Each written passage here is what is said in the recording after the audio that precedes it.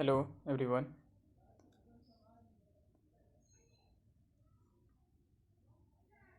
आज हम देखने वाले हैं पार्ट 4 जिसमें क्लास 10th का बायोलॉजी पीवीआई क्वेश्चन होगी जो 2023 और 22 से 23 सीजन में एग्ज़ाम दे रहे हैं उसके लिए बहुत ही इंपॉर्टेंट्स हैं। चैप्टर पहला जैव प्रक्रम से 71वां क्वेश्चन कहता है कि पौधों में उत्सर्जित पदार्थ हैं। उत्सर्जित का मतलब जो बाहर की ओर निकलता है, तो पौधों में गोंद भी निकलती है। उसके बाद टैनिन भी आता है, रेजिन भी आता है, यानी कह दो कि ऑप्शन सभी है, इसका आंसर सही होगा। तीनों चीज़ से प्राप्त होती है। निम्नलिखित में जठर ग्रंथि जो होती है कौन सी कोशिका हाइड्रोक्लोरिक अम्ल स्रावित करता है।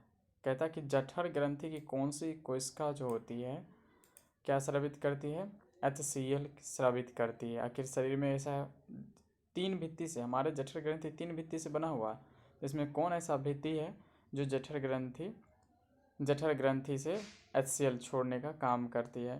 तो आपका आंसर जो हो जाएगा भित्तीय कोशिका जो होती है जहाँ से जठर ग्रंथि बाहर आता है। छोटी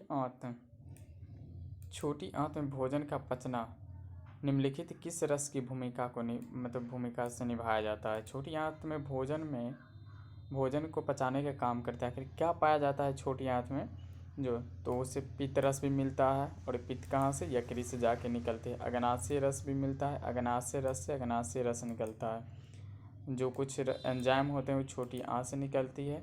कह दो कि ऑप्शन नंबर 4 सही है। वह विधि जिसमें जीव पोषण तत्व, कहा है कि वह जीव जो पोषक तत्वों को ग्रहण करता है और उनके अपनी वृद्धि के लिए, अपनी वृद्धि एवं जनन के लिए उपयोग करता है। वह जीव जो पोषण तत्व को ग्रहण कर लेते हैं, यानी खाना खाया, पोषण किया, अपने वृद्धि और जनन के लिए यूज करता है, आखिर वो क्या कहलाता है। तो वह प्रक्रिया पूछ रहा है, तो प्रक्रिया आपका पोषण हो जाएगा। ये नहीं पूछा है कि वो कौन सा जीव है, कौन सा जीव पूछा तो परपोषी है। अमाशय भोजन के गाढ़े लोई, जब हम भोजन चबाते हैं तो मुंह में जो लार के साथ भोजन मिक्स हो जाता है, तो उसे हम क्या कहते हैं। जो भोजन मुंह में लार के साथ मिक्स होता है उसे बोलस कहते हैं। लेकिन वही लार के साथ मिला हुआ भोजन अमाशय में चला जाता है और जब HCl से स्रावित हो जाता है तब उसे हम क्या कहते हैं, उसे हम कहेंगे काई। और ये चाइल कब कहलाएगा, जब ये बड़ी आंत में जाता है तब ये चाइल कहलाता है। तिलचट्टे को रक्त को क्या कहते हैं। तिलचट्टा में आपको पता होगी इसमें क्या नहीं पाया जाता है, तो हीमोग्लोबिन नहीं पाया जाता, जिस कारण से उसका ब्लड सफ़ेद होता है। तो तिलचट्टा के रक्त को हम क्या कहेंगे, तो तिलचट्टे को रक्त को हम कहते हैं हीमोलिम्फ। उसके ब्लड को हीमोलिम्फ कहा जाता है। मनुष्य में नेक्स्ट क्वेश्चन कि मनुष्य में पाचन क्रिया कहाँ से प्रारंभ हो जाती है। मनुष्य में पाचन क्रिया का प्रारंभ होना तो ये मुख्य गुहा से ही शुरू हो जाता है। इसे पिछली बार भी पार्ट 3 में मैंने बात किया था कि मुख्य गुहा से शुरू हो जाती है। वसा के पाचन में सहायक होता है। वसा को पचाने में क्या चीज़ हमें सहायता देती है। वसा जो पचता है उसमें क्या चीज़ सहायता हमें देती है, लाइपेज। लाइपेज के कारण क्या होती है, वसा हमारे शरीर में अच्छी तरह से पचती है। रक्षी कोशिकाएं कहाँ पाई जाती है। ये पौधे की बात पूछा गया कि रक्षी कोशिकाएं कहाँ पाई जाती है। तो रक्षी कोशिकाएं जो होती है पत्तियों में पाया जाता है, ये पत्तियों में पाई जाने वाली है।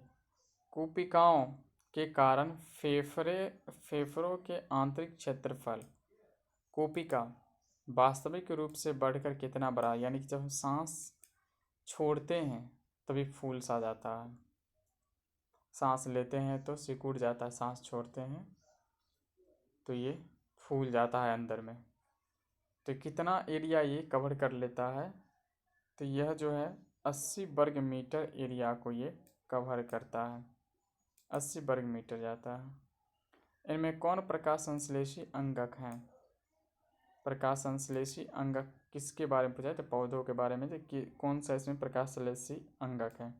अंगक मतलब उसका अंग में अंग होना, तो ये हरितलवक। हरितलवक कहाँ पाया जाएगा? तो पत्ती में पाया जाता है। श्वसन क्रिया में निम्नांकित में से किस गैस को ग्रहण किया जाता है? ये गैस यहाँ पर मायने रखती है कि किस गैस का, किस क्रिया में? श्वसन क्रिया में। किस क्रिया में? तो श्वसन क्रिया में कौन से गैस को ग्रहण यानी कि लिया जाता है? तो श्वसन क्रिया में आपका O2 मायने रखती है। O2 क्यों लिया तो जाता है टोटल? तो आप जान लो कि नाइट्रोजन जो होती है हमारे वायुमंडल में उपस्थित होती है, नाइट्रोजन का भी अवशोषण करता है। नाइट्रोजन लेगा 79%, ऑक्सीजन लेता है 21% ग्रहण में यानी कि निश्वासन में, और कार्बन डाइऑक्साइड लेता है 0.03%। लेकिन जब स्वच्छवास यानी कि निःश्वसन करता है, हम जब छोड़ते हैं सांस को, तब नाइट्रोजन 79% को 79% वो रिलीज कर देता है। ऑक्सीजन लेते हैं 21% तो रिलीज करता है 17%, और कार्बन डाइऑक्साइड लेते हैं 0.03% तो वो रिलीज करता है 4%। इसलिए कार्बन डाइऑक्साइड जो होती है मायने रखता है। लोग कहता है सांस लेने की क्रियाओं में कार्बन डाइऑक्साइड छोड़ा जाता है, तो इसीलिए छोड़ा जाता है क्योंकि ये 4% जो 0.03% से 4% हो जाती है, और ऑक्सीजन 21% से 17 पे आ जाता है। नेक्स्ट है कि क्लोरोफिल अणुओं को कहते हैं, जो क्लोरोफिल अणु होता है उसको हम क्या कहते हैं? जो क्लोरोफिल पाया जाता है, क्लोरोफिल वाला अणु जो होता है जिस कारण से वो हरा प्रतीत होता है, उसे हम क्या कहते हैं? तो उसे हम कहेंगे प्रकाश संश्लेषी इकाई कहेंगे, यानी कि उसी के माध्यम से क्या संभव है? प्रकाश संश्लेषण संभव है। ट्रिप्सिन नामक एंजाइम पाया जाता है। ये ट्रिप्सिन एंजाइम जो होती है कहाँ पाया जाता है, कहाँ उपस्थित होती है जो ट्रिप्सिन पाया जाता है? तो आपको पता होनी चाहिए, याद रखना है कि अग्नाशय रस में ट्रिप्सिन कहाँ उपस्थित है? तो अग्नाशय रस में उपस्थित होती है। स्वपोषी के लिए, स्वपोषी जब भी कहे तो याद आना है आपको, जो पेड़ पौधे की बात करें जो अपना भोजन स्वयं बनाता है, तो क्या चीज़ आवश्यक है? तो स्वपोषी के लिए क्या चीज़ आवश्यक हो जाएगी? तो स्वपोषी के लिए इनमें से सभी, क्योंकि हरितलवक पौधे में उसे चाहिए ही चाहिए, पत्तियों में सूर्य के प्रकाश भी चाहिए, CO2 तथा जल भी चाहिए, कार्बन डाइऑक्साइड और जल। तो कह दो कि इसमें टोटल सही है, ऑप्शन नंबर 4 है, सब के सब सही है। नेक्स्ट क्वेश्चन है, पेप्सिन नामक एंजाइम, जो पेप्सिन नामक एंजाइम होते हैं भोजन के प्रोटीन को बदल देता है, भोजन के प्रोटीन को बदल देता है। आखिर किसमें से पेप्सिन से किस में बदल देता है? प्रोटीन बनाने क्रम में क्या चीज़ में बदल देता है? पहले तो पेप्सिन है, उसके बाद वो जब प्रोटीन बदलेगा कौन सा बनाएगा? तो पेप्टोन बना देता है, वो पेप्टोन में बदल देता है। नेक्स्ट क्वेश्चन है कि निम्नलिखित में से कौन मनुष्य के मुख गुहा में पाए जाने वाले लार ग्रंथि नहीं है? मनुष्य के मुख गुहा में 3 लार ग्रंथि पाई जाती है, तो इसमें से कौन है चारों में से जो नहीं पाया जाता है? तो इसका आंसर जो हो जाएगा ब्रूनस हो जाएगा, बाकी बात सब पाया जाता उपस्थित है। निःश्वसन बोले तो जब भी निःश्वसन की उत्तर आती है तो सीधा समझना है कि सांस छोड़ने की प्रक्रिया कहा गया है। कहता है निकली वायु में किसका प्रतिशत बढ़ा रहता है? तो मैंने थोड़ी देर पहले जिक्र किया था, जो नाइट्रोजन 79 छोड़ दिया जाता है, उसके बाद ऑक्सीजन 21% लेते हैं तो 17% छोड़ते हैं, और कार्बन डाइऑक्साइड 0.03% लेते हैं तो छोड़ते कितना है? 4%। तो किसका बढ़ा हुआ है? तो कार्बन डाइऑक्साइड का बढ़ा हुआ है। श्वसन की क्रिया में खाद्य पदार्थ का होता है, जब श्वसन हम लेते हैं तो उस क्रिया में श्वसन की प्रक्रिया जो होती है उसमें खाद्य पदार्थ का क्या मतलब क्या कर दिया जाता है?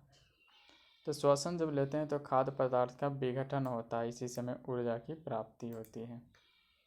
मनुष्य में श्वसन वर्णक है पाया जाता है, मनुष्य में श्वसन वर्णक पाया जाता है, तो यह श्वसन वर्णक कौन है जो मतलब ऑक्सीजन को अपने साथ ऑक्सीजन को एब्जॉर्व करता है?